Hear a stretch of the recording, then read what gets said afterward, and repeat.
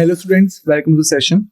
So students, as we know that we had started the modern history part of static GK, and in the previous lecture we had started the national movement for the independence. So in this lecture we are going to continue with the same so that we could have a better understanding of the facts and figures and the topic. Okay, so let's start. Basically today we have the first movement, which is the non-cooperation movement, which was started in the 1920 and continued till 1922. Okay, but basically this movement was related with the World War First. Okay, so you can say World War First was the cause behind this movement. How?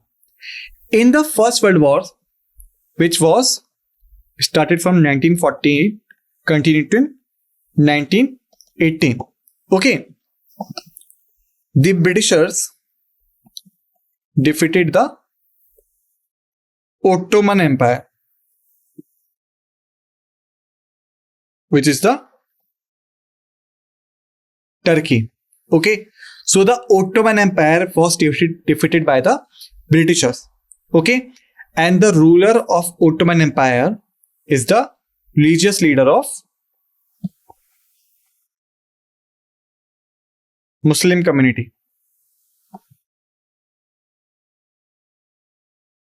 So it was supposed that the person who will rule the Turkey or the Ottoman Empire will be the religious leader of the Muslim community all around the world. Okay, so when Britishers defeated the Turkey Empire, then they arrested the Ottoman Empire ruler. Okay, which was accepted by the Muslim countries and the Muslim community as a insult of their religion, because the person who was arrested by the Britishers was the religious leader of their community. Okay, so to oppose this thing, Shaukat Ali and Rahmat Ali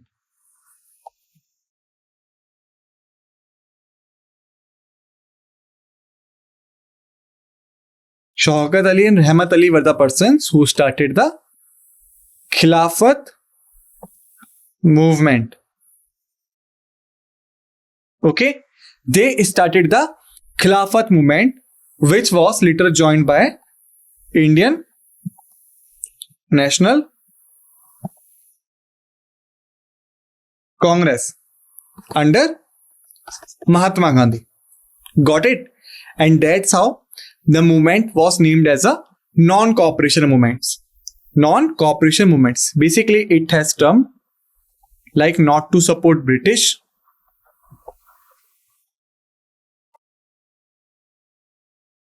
okay. Second thing was that boycott British goods, okay. Avoid British colleges, courts, and etc. So these were the terms of this movement.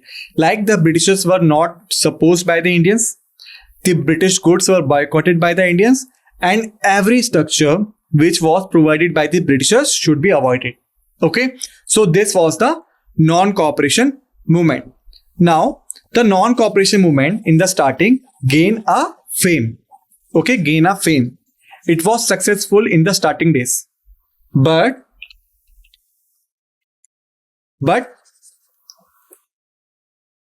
later on it was withdrawal by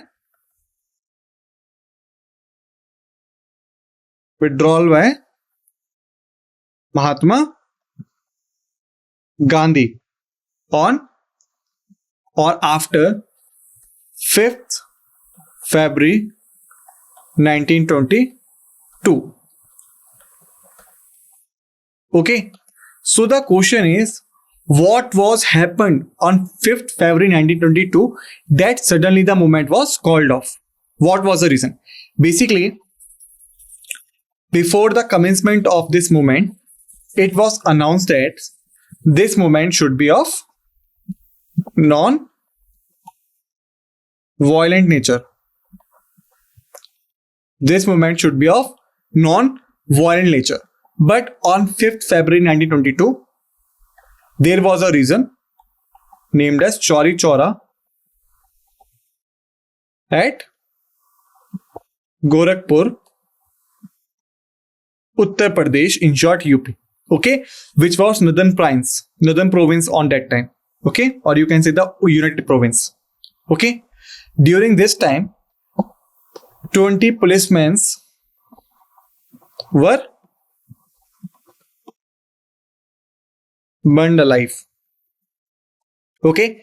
There was a violent clash between the people and the police, which resulted in a death of 20 policemen, which were burned alive by the people, okay.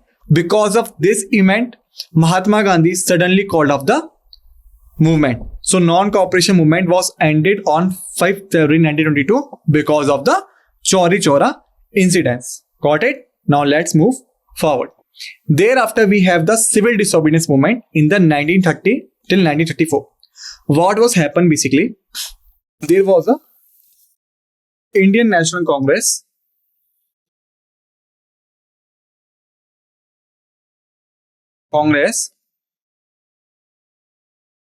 session in 1929 at bank of Ravi River in Lahore. Okay, so the Indian National Congress had organized its session in 1929 at the bank of Ravi River in Lahore, where they assumed complete independence.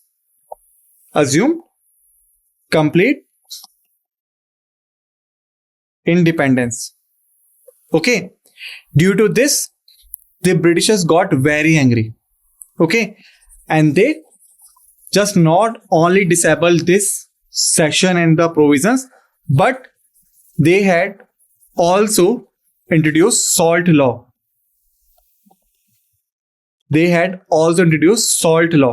Okay, which basically prohibited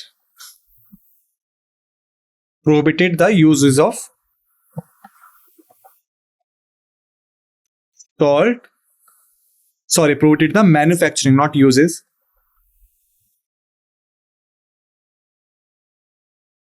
Salt and force to import it from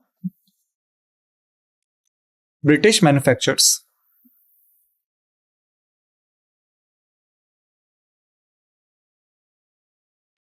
Got it? So basically, the Britishers introduced the salt law, and in the salt law, they prohibited the processing and manufacturing of the salt in India. Okay, and they were forcing the Indians to buy the imported salt, which was built by British manufacturers. Okay, and then Gandhiji decided to organize the Salt March, also known as Dandi March.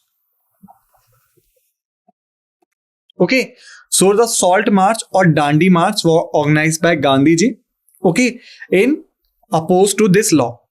Got it? And what then happened? Gandhiji was arrested.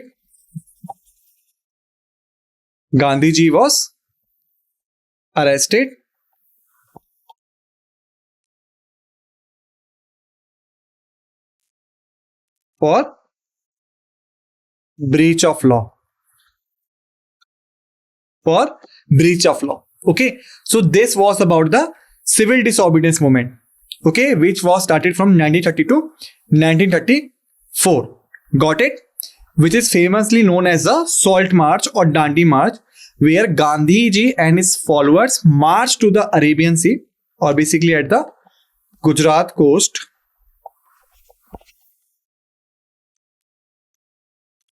to pick wristful salt from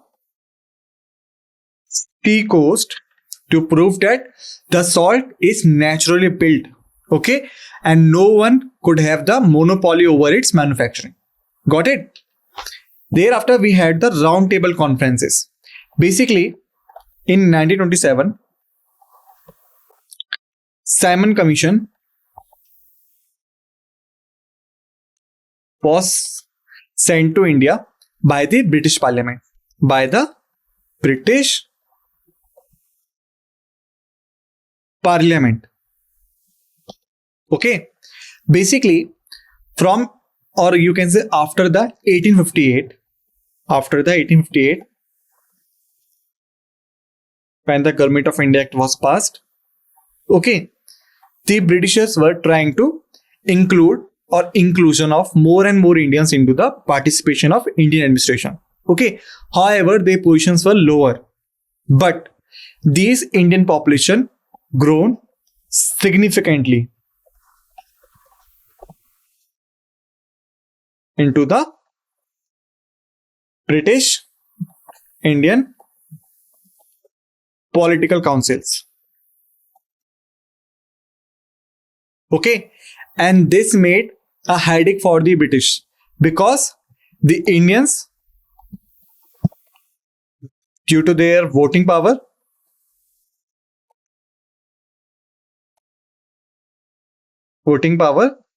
stopped many British policies. Okay. So because Indians who were growing significantly into the British Indian political councils, they had their voting power, and whenever they found that the particular bill and the particular policy is not in the favor of the Indians, they simply say no. Okay.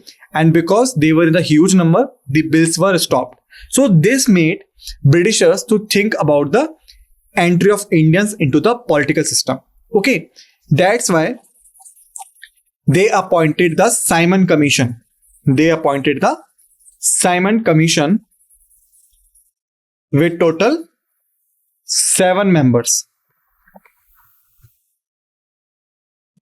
in the commission. Okay. So Simon Commission was appointed in the 1927 with 7 members to look for better opportunities for India. Okay. So basically, the Britishers sent Simon Commission to India in name of enlarging the better opportunities for India. But the controversies were that none of these 7 members was Indian. Or you can say no Indian member was there in the commission. Okay. So that's why the Simon Commission was opposed significantly. Okay. And then at the same time period of 1930, we know the civil disobedience movement was started and the Gandhiji was arrested. Okay. And in 1930, Lord Irwin was Viceroy of India. Okay. Lord Irwin was the Viceroy of India when he got the reports of Simon Commission. Okay. But this report should be discussed with the Indian leaders. Okay. Like we had suggested this recommendations. Okay. We had found this and that. So we should apply this and that into this country. So all these facts and figures could be discussed with only Indian parties like Congress, Muslim League, Communist Party, Communist parties, and you can say Hindu Mahasabha. Okay. So these were the main parties of that time. Okay. But Gandhiji's presence in the Congress was essential for the discussion of these reports. Okay. Because Congress was following him and Congress had a significant portion into the council. So that's why the Britishers required Gandhiji to be present in this conference. Got it? But in the first roundtable conference,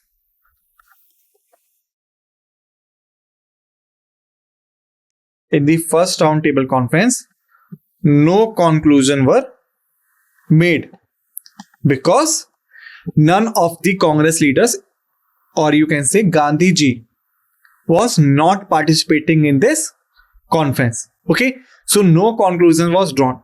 That's why the Lord Irwin had to sign a deal with Mahatma Gandhi, which is known as the Gandhi-Irwin Pact. Which is known as the Gandhi-Irwin Pact. So, because of the Gandhi-Irwin Pact, there were some agreements like first, release of all non-violent protesters. It was the first clause. Second was repealing of SALT law. Okay, so these were the some provisions of the Gandhi-Irwin Pact. First, that all the non-violent protesters would be released. Second, SALT law will be repealed. And third was that Gandhi ji would participate in roundtable conference. Okay, so that's how the roundtable conference was began. And you can say the Gandhi-Irwin Pact was signed because of the second roundtable conference. Got it? But the second roundtable conference was failed because of the two prime reasons. Because of the two prime reasons, the second roundtable conference was a failure. The first reason was Congress demand to represent entire India. Okay. Second point was communal representations. Okay, so these were the two prime reasons for which the second roundtable conference was failed. The first reason is that the Congress were demanding to represent the entire India. Okay, they were saying that the Congress should be the one who should present the entire India.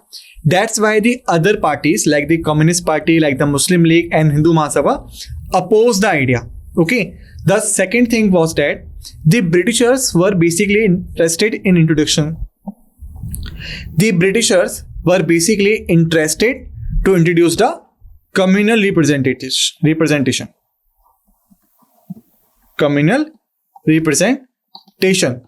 Okay, but the Gandhiji was against it. So because of this agreement, the second roundtable conference was failed. Got it? Now let's move forward.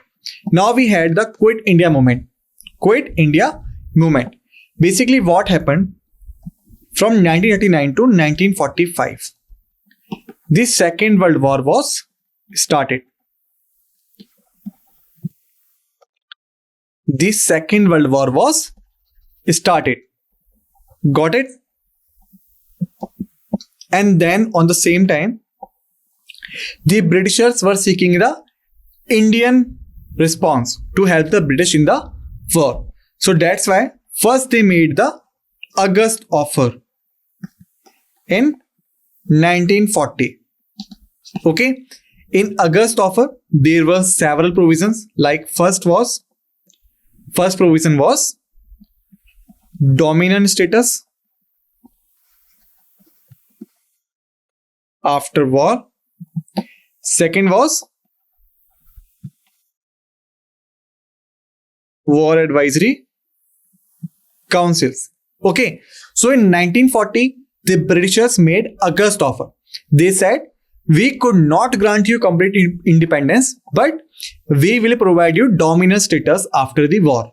Okay, second thing they promised, they said the war advisory council would be established so that the Indians should not suffer the war causes. Okay, but this August offer was failed. August offer was failed. Okay, Thereafter, the second thing or the second offer was Cripps mission. The Cripps mission, which was under the Stafford Cripps. Okay, Stafford Cripps was the person who came to India with the Cripps mission. Alright, so the Cripps mission had several provisions. The first is dominant status to India. Okay, second is Constituent Assembly to frame constitution. Third is separate dominance for separate states. Okay. The fourth was safeguard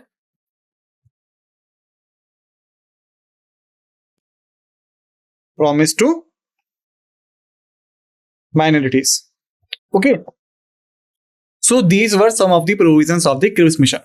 They promised the dominant status to India. Okay. Thereafter, they promised that there should be a constituent assembly which will ensure the framing of Constitution of India. Okay. The third point was separate dominance for separate states. Like the states which are not willing to confide with India, they could establish their separate dominant states. The fourth point was safeguards which are promised to the minorities. Okay. But Cripps mission was failed because of lack of clarity. Okay. And second, lack of interest. Like how these things would be done, when these things would be done, nothing of this is mentioned in the Cripps mission. Okay. Second point was lack of interest, because they were only promising the dominant status, which means that the internal government will be of Indians, but the India will be captured by, or you can say the India will be maintained by British. Okay, that's why the Cripps mission was failed. And then there was a very famous dialogue of Mahatma Gandhi regarding Cripps mission was a post-dated check in the crumbling bank. Okay, so remember this line was said by Mahatma Gandhi regarding Cripps mission. Okay, as a post-dated check in the crumbling bank. Got it?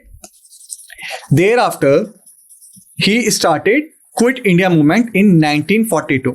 Okay, Quit India movement was started in the year of 1942 with the motto of do or die.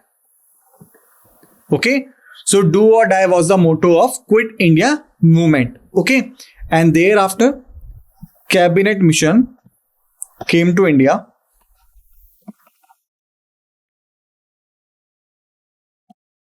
In the year of 1945. Okay.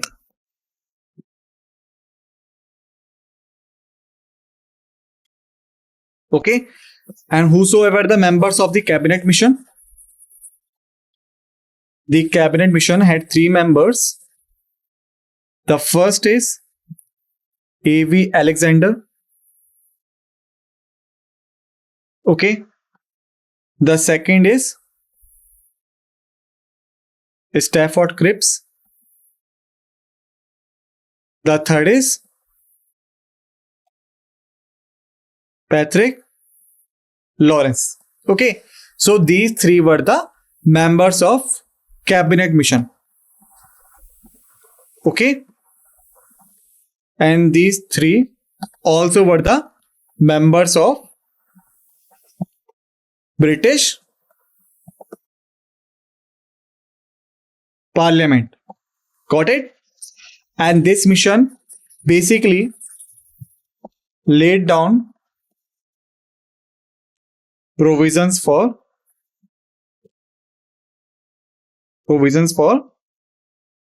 Constituent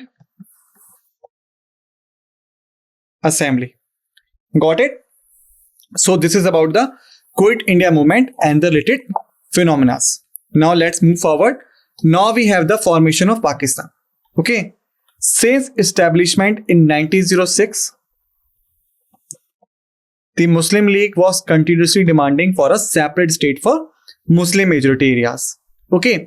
And on 16th August 1946, the Muslim League leader Muhammad Ali Jinnah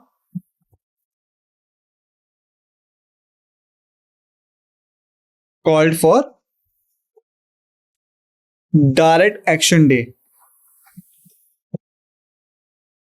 Due to this, various clashes were started between Hindus and Muslims. Okay, and many Indians were dying. Got it? And into this scenario, the last British origin Governor General, and you can say the Viceroy of India, whose name was Lord Mountbatten, he had a task to divide India into two areas. Okay, means into areas of Pakistan and Hindustan, which is also known as Bharat and India. Okay, so he had a task to divide the India into two equal dominance, or you can say two independent dominance. Got it? So what he did, he chose Muslim majority areas. Okay, so that's why the western provinces and western Punjab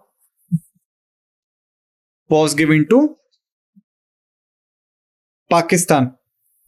Similarly, eastern Bengal area was given to Pakistan, or you can say East Pakistan.